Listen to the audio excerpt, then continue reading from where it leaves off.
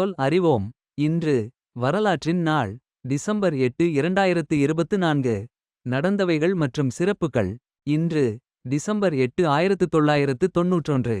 Soviet ஒன்றியத்தை கலைப்பதென Russia, Belarus, Ukraine ஆகிய நாடுகளின் தலைவர்கள் கூடி 1991ஆம் ஆண்டு டிசம்பர் 8ஆம் தேதி முடிவெடுத்தனர்.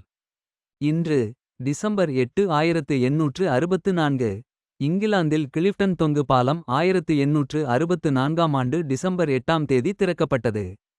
இன்று டிசம்பர் 8 1897.